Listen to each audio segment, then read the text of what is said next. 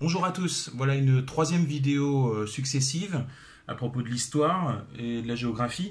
Je profite de mes week-ends désœuvrés grâce à l'arrêt du foot, j'espère provisoire. En attendant, du coup, j'essaye de partager avec vous certaines envies que j'ai de parler de certains peuples et certains événements. Aujourd'hui, on ne va pas parler d'un chef d'État un peu comme ça, avec un gros ego et une envie de conquête démesurée, même si dans les faits c'est un peu le cas quand même. Mais on va pas parler d'un personnage particulier, on va parler d'un peuple. Je pense qu'en voyant les images que vous voyez défiler sur mon écran grâce à une technologie extrêmement avancée, je pense que vous voyez de qui je veux parler. Ce sont les Indiens d'Amérique du Nord, les Amérindiens, pour être précis, puisque les Indiens c'est une erreur qui a été conservé depuis 4 siècles maintenant, parce que Christophe Colomb, tout simplement, ne savait pas utiliser tout simplement une carte. Voilà. Il n'y avait pas de carte en même temps, donc c'était un peu compliqué. Il pensait débarquer en Inde, et donc du coup, il a nommé les autochtones qu'il a croisés, des Indiens, personne n'a pensé à changer ça. Donc du coup, c'est toujours des Indiens. Bon, maintenant, on les appelle les Amérindiens pour essayer un peu de compenser avec les vrais Indiens qui sont complètement à l'opposé. Voilà, donc les Amérindiens, on va se concentrer aujourd'hui sur ceux du Nord. J'imagine qu'un jour, je parlerai de ceux du Sud qui sont extrêmement intéressants aussi, qui sont très différents aussi, puisqu'ils ont des civilisations qui sont beaucoup plus basées sur la guerre, avec des chefs un peu... pareil, avec des gros égos, avec des massacres. Bon. Là, les Amérindiens du Nord sont beaucoup plus, pas pacifiques, parce qu'ils sont quand même beaucoup menés de guerre, mais ils sont très très liés à la nature, à leur terre, on va y revenir. Donc leur origine est connue, même s'il y a encore des débats. A priori, alors je vous ai amené mon ami le globe. Je n'ai pas de carte aujourd'hui, c'est pour ça que je vous ai mis ces petites photos et ces petits dessins pour faire plus joli. Et donc, sur mon globe, on va voir d'où sont venus les Amérindiens. Alors, le continent américain est le dernier, avec l'Océanie, est le dernier continent à avoir été peuplé, puisque, comme vous le savez, l'homme est arrivé, je vais vous montrer, d'Afrique, ici, dans l'Afrique de l'Est. A priori, les premières traces d'humains sont ici. Il y a aussi le Néandertal qui est un peu apparu en Europe, mais il a été supplanté par l'Homo sapiens, ici, qui est remonté, parce qu'il devait faire trop chaud là, je sais pas. Il est remonté en Europe, il s'est un petit peu mélangé avec le Néandertal, mais il l'a surtout supplanté. Et puis il a traversé l'Asie, comme ça, un peu comme Gengis Khan dont je parlais hier. Il est descendu aussi vers l'Océanie. Dès qu'il a pu construire des bateaux, il a colonisé toutes les îles. Il s'est enfermé aussi en Australie. Et il est remonté, comme ça, et il est passé par le détroit de Bering, ici. Vous voyez? Coucou, détroit de Bering, qui est très serré. Et à des périodes du monde, ce détroit était beaucoup moins profond en eau. Et des fois, il y avait même des périodes glaciaires qui permettaient de traverser à pied. Et donc ensuite, ils sont descendus par l'Alaska, le Canada. Voilà, ils ont colonisé ensuite l'Amérique du Nord, l'Amérique centrale, l'Amérique du Sud, etc. Et puis à un moment, ils sont arrivés au bout, ils ont dit « Ah bah il n'y a plus rien, terminé. » Bon. Voilà, ils sont arrivés, ils ont croisé Florent Pagny, ils sont repartis. Bon, voilà. Donc, on va se concentrer sur l'Amérique du Nord, ici. Coucou, voilà. Donc, a priori, pendant très longtemps, on a daté la première arrivée des hommes à environ moins 14 000 ans, puisqu'on trouvait des pointes de flèches qui dataient de cette époque-là. Ces dernières années, il y a une autre théorie de plus en plus solide qui prouverait qu'il y a d'autres hommes qui sont arrivés avant, quelques dizaines de milliers d'années avant, vers 38 000 ans ou 25 000 ans, qui auraient déjà traversé le détroit de Bering. De toute façon, il n'y avait pas d'autre moyen. Hein. C'est compliqué d'arriver dans l'autre sens. Hein. Donc le seul moyen d'arriver en Amérique, c'était par le détroit de Bering. Et il y aurait eu un premier déplacement de population, il y a à peu près entre moins 25 et moins 38 000, durant la dernière grande période de glaciation, où là, on pouvait carrément passer à pied et pied sec. Hein. Donc ils ont fait la même chose. Donc Donc ça, c'est intéressant de voir que les hommes, ils ne sont pas apparus n'importe où comme ça, ils se sont déplacés, il y a un déplacement logique qui est prouvé, qui est avéré. Les Indiens donc, qui se sont installés et qui ont eu des grandes civilisations avant même l'arrivée des Européens. On commence à peine à les découvrir parce que les Indiens, le problème des Indiens du Nord par rapport à ceux du Sud, les Amérindiens, c'est que eux, ils n'avaient pas de tradition écrite. Ils faisaient des dessins, mais ils écrivaient pas, ils n'avaient pas d'écriture, ils avaient qu'une tradition orale, d'où toutes leurs légendes. Et du coup, on est obligé de se concentrer sur l'archéologie, sur les fouilles. Et donc, on a constaté que dans le nord-est, vers le Mississippi, et dans le sud-ouest, ici, il y avait deux grandes civilisations. Des civilisations qui n'étaient pas si attardées que ça, bien au contraire, c'était des civilisations urbanisées, avec une agriculture déjà bien avancée, avec des tertres funéraires, donc qui prouvaient que c'était pas juste des peaux rouges un peu idiots, mais ces civilisations ont disparu avant même l'arrivée des Européens. Donc ces Indiens-là vivaient, ils étaient animistes, c'est-à-dire que leur religion c'était animiste, c'est-à-dire qu'en fait ils n'avaient pas un dieu, ils avaient un grand esprit, mais en gros ils vivaient avec la terre. La terre où ils vivaient était leur mère, la terre ne leur appartenait pas, c'est eux qui appartenaient à la terre, ils vivaient avec tous ces éléments, avec tous les esprits, tout simplement. Voilà, c'était des civilisations, c'était des tribus qui vivaient chacune dans leur coin. Alors elles se faisaient la guerre, hein, elles aimaient bien ça, c'était des guerriers avec beaucoup d'honneur, beaucoup de courage, mais qui vivaient en adéquation avec la nature. À noter que les femmes souvent n'étaient pas maltraitées, hein, elles avaient même parfois un rôle important. Il y avait même certaines tribus des Navajos qui étaient matriarcales, c'est-à-dire que la filiation était matrilinéaire et elles étaient souvent dirigées par des femmes. Elles avaient un élément central, même si évidemment elles ne faisaient pas la guerre, ou rarement, et elles faisaient principalement la cuisine, les enfants, etc. En 1492, je pense que vous êtes au courant, vous avez dû voir le film avec Gérard, donc les Européens avec Christophe Colomb, qui est parti de l'Espagne, donc ici, a prouvé que c'était un grand navigateur, puisqu'il est parti comme ça, pour trouver l'Inde qui est là. Coucou l'Inde. Et donc il est parti, il est arrivé ouest-sud-est, et il est arrivé dans les Caraïbes, ici, dans les îles, vous voyez. Il a commencé à coloniser les Caraïbes, et ils ont mis quelques décennies pour commencer à s'aventurer dans le nord de l'Amérique. D'ailleurs, Christophe Colomb a fait plusieurs voyages, et il a essentiellement longé les côtes de l'Amérique, voilà, ici, mais il n'est pas rentré. Hein, c'était un peu le danger, donc il ne l'a pas fait. Les Européens qui ont commencé donc à rentrer dans le nord du continent au XVIe siècle. Évidemment, il y a eu des relations tendues tout de suite avec nos amis autochtones, les Amérindiens. Dans le sud-ouest, où il y avait d'autres tribus, hein, les Indiens n'étaient pas tous pareils, ils avaient des traditions différentes.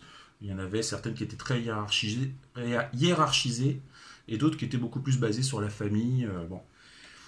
Dans le sud-ouest, donc ce qu'on appelle aujourd'hui le Mexique, les Espagnols qui étaient déjà bien installés ici, grâce à Christophe Colomb, et d'autres, hein, Hernán Cortés, sont remontés par le Mexique, et ils ont commencé tout simplement à mettre en esclavage, par exemple, les Indiens Pueblos, ici, donc au Mexique.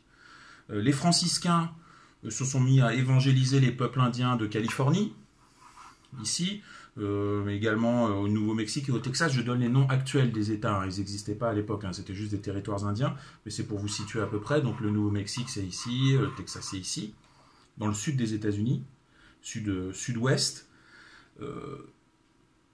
Du côté de l'Est, ce qui nous intéresse parce que c'est la future création des États-Unis, à l'Est, sur la côte Est américaine ici, les Britanniques ont débarqué, des Britanniques puritains, qui ont fait qu'aujourd'hui encore les États-Unis sont un peuple puritain essentiellement. Donc les Britanniques se sont installés au XVIIe siècle ici, ils ont créé les 13 colonies, qui sont l'embryon des futurs États-Unis. C'est encore une colonie britannique. Les Amérindiens qui vivaient ici, très nombreux dans les forêts, etc., ont été refoulés vers l'ouest. Il y en a certains même qui se sont mêlés à la fameuse guerre de 7 ans, qui est une de mes marottes, certains le savent. La guerre de 7 ans, c'est une guerre dont nous, on apprend l'existence à l'école, mais uniquement par rapport à ces événements situés en Europe. C'est-à-dire que la guerre de 7 ans, c'est la première guerre mondiale de l'humanité, tout simplement, puisque elle se déroulait principalement en Europe, mais ces événements, finalement, qui auront le plus de conséquences pour l'histoire du monde, c'est ceux qui se dérouleront, et il y en aura d'autres, il y en aura en Afrique et tout, mais ceux qui seront les plus importants, ce sont ceux qui se dérouleront dans l'est de l'Amérique, entre les Français et les Anglais, les Français qui étaient très très bien installés ici dans le sud-est des États-Unis, ici, ce qu'on appelait la Louisiane, ce qu'on appelle toujours la Louisiane, sauf qu'aujourd'hui la Louisiane, c'est juste ce petit bout. La Louisiane, à l'époque, c'était un territoire immense qui était possédé par les Français et qui ont donné le nom de la Louisiane en l'honneur de Louis XIV, puisqu'elle a été colonisée à l'époque de Louis XIV. Donc tout le quart sud-est était aux mains des Français. Les Anglais, ils étaient plus au nord. Il y a eu une guerre. Les Français étaient beaucoup plus nombreux et puissants, mais ils ont quand même réussi à perdre cette guerre, évidemment, contre les Anglais. Et c'est pour ça que l'Amérique du Nord est devenue britannique. L'Amérique du Nord et le Canada, donc toute l'Amérique du Nord. Cette guerre a coûté très cher aux Anglais pour la gagner contre des Français qui étaient supérieurs en nombre et qui en plus étaient alliés aux Indiens. Cette guerre d'ailleurs qui en anglais aux États-Unis n'est pas connue sous le nom de guerre de 7 ans, d'ailleurs elle a duré 9 ans puisqu'elle a commencé 2 ans avant la guerre officielle en Europe, et elle est connue sous le nom de guerre contre les Français et les Indiens, donc rien à voir. Et les Anglais ont si vous voulez, ponctionner des impôts auprès de la population pour gagner cette guerre. Les colons britanniques donc ont été ponctionnés d'impôts, mais ils n'étaient pas contents parce que dans le même temps, ils n'avaient pas le droit de vote, ils n'avaient pas de représentants au Parlement parce qu'il y avait un Parlement britannique. Sauf que ils ont payé des impôts pour gagner cette guerre, mais ils n'avaient pas le droit de voter au Parlement, on peut comprendre qu'ils n'étaient pas contents, et du coup, 15 ans après, il y a eu la Révolution américaine, ils ont exigé l'indépendance, et ils l'ont obtenue. Si les Français avaient gagné cette guerre comme ça aurait dû arriver, qu'est-ce qui serait passé? Est-ce que les États-Unis existeraient? Sans doute pas sous la même forme qu'aujourd'hui, et ça, c'est absolument pas, ou très peu enseigné au collège. Vous voyez, dans les cours d'histoire, c'est quelque chose... moi, je connaissais rien de tout ça.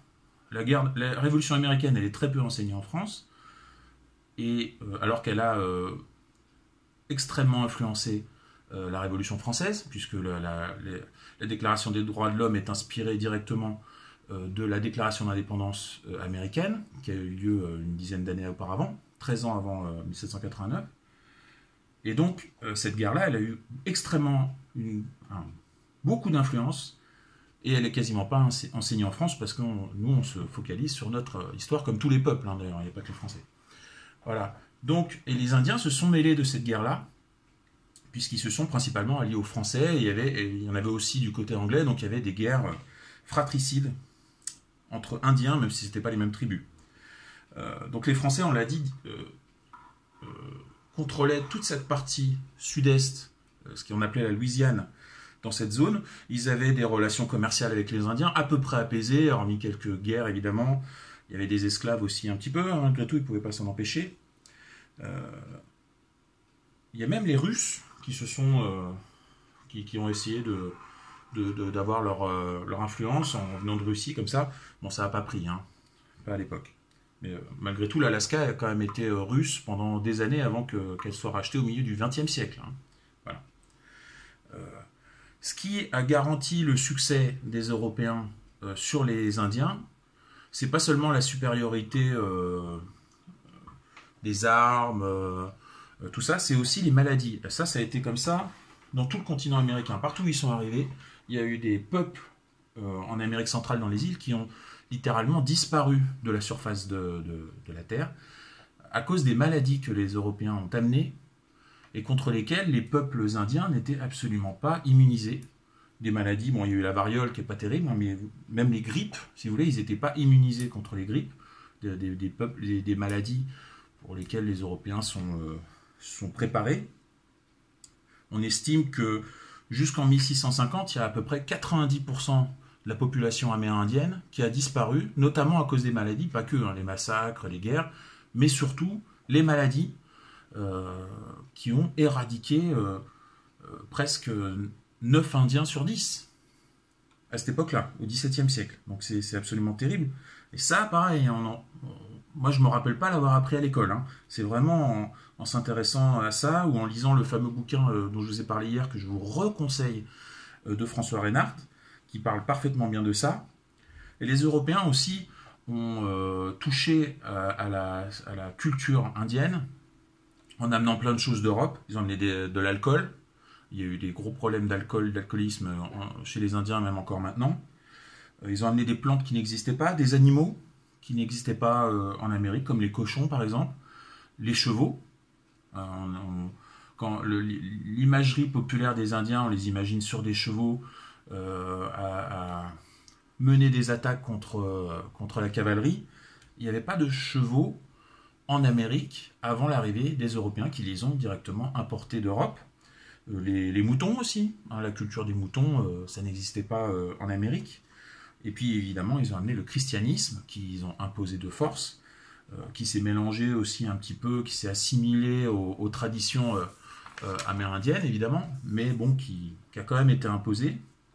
Cette expansion a été aussi garantie par ce qu'on appelait la destinée manifeste, c'est-à-dire que les colons dont j'ai parlé, les colons britanniques qui sont arrivés, qui étaient très puritains, en fait ils étaient,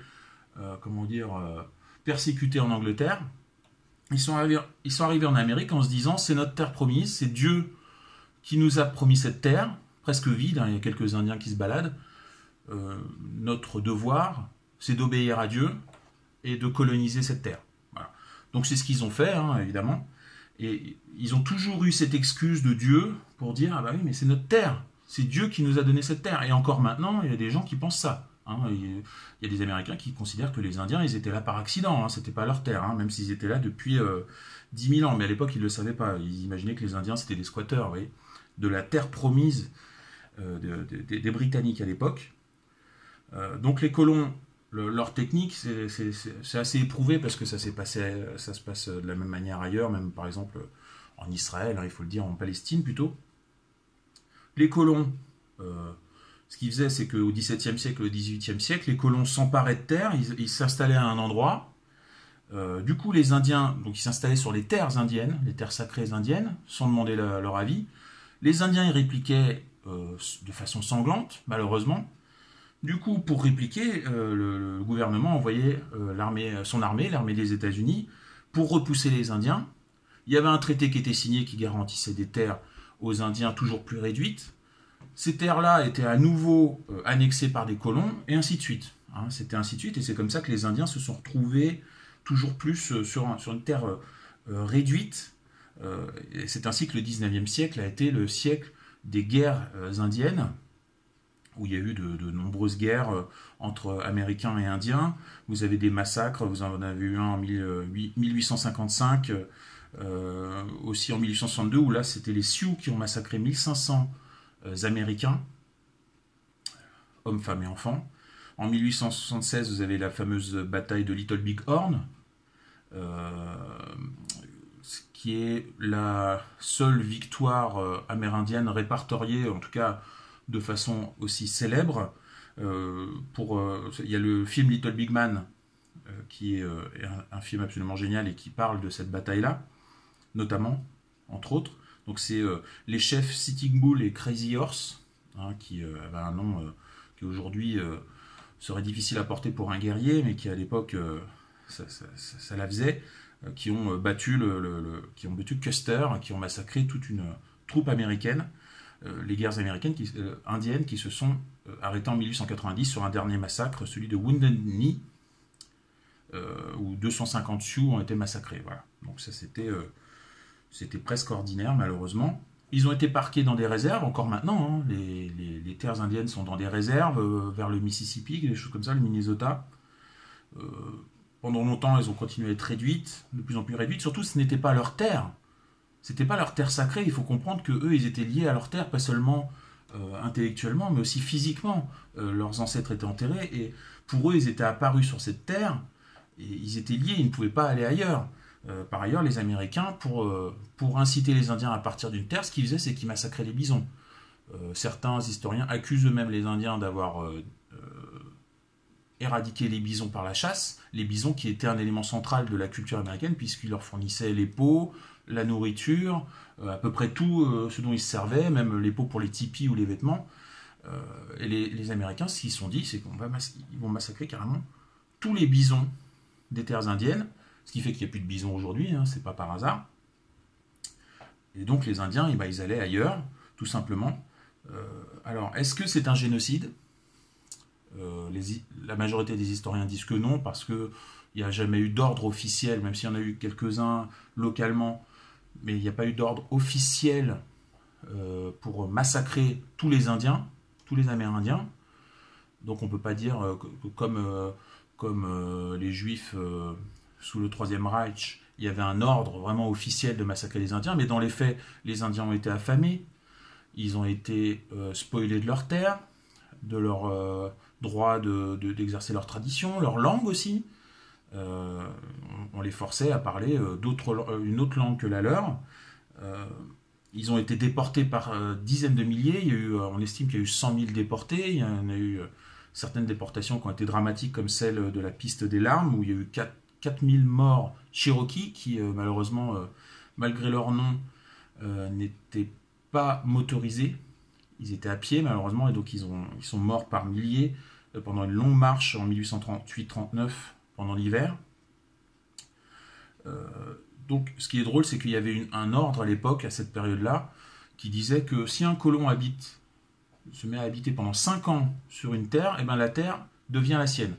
C'est une loi qui, manifestement, ne s'appliquait pas aux Indiens, puisque eux, ils habitaient depuis plusieurs dizaines de milliers d'années sur cette terre. Voilà, donc deux poids, deux mesures. Voilà. Aujourd'hui, les Indiens, ils se sont redéveloppés, même si ça reste leur population par rapport à la population américaine reste anecdotique. On estime aujourd'hui qu'ils sont 5 millions en Amérique du Nord. Ils étaient descendus à 45 000 en 1860, en pleine guerre indienne. Et au début du siècle dernier, ils étaient passés à 237 000. Là, ils sont un peu plus de 5 millions. Donc évidemment, maintenant, il n'y a plus de guerre, ils se développent, ils habitent même dans les villes, mais ils sont extrêmement assimilés, il faut dire les choses. Hein. Aujourd'hui, ils parlent anglais, ils roulent dans des voitures, ils boivent dans des bars, des choses qu'ils ne connaissaient pas avant l'arrivée des Européens. Voilà. J'espère que je vous ai intéressé par cette vidéo. Je vous invite à vous intéresser aussi à la vie de ces Indiens. Il y a aussi des photographes qui ont fait de très belles photos d'Amérindiens. Je n'ai pas le nom en tête. Il y a une photographe très célèbre pour ses photos d'Amérindiens. Moi, ça me passionne parce que c'est une culture qui est très méconnue puisqu'il n'y a pas de traces, très peu de traces. C'est des on-dit, c'est des légendes. C'est extrêmement intéressant parce qu'encore maintenant il y a des photos modernes comme celui-là, vous voyez, c'est une photo d'un Indien. On a l'impression qu'il vivait qu'il y a des siècles, mais encore maintenant, vous voyez, Geronimo, Sitting Bull, etc. On a des photos d'eux. C'est des gens, quand on voit des photos de gens, ça les rend réels pour nous, si vous voulez. Voilà. Donc je vous remercie de votre attention. Je vous souhaite un bon déconfinement. Faites attention à vous, prenez soin de vous, et je vous dis à bientôt. Salut!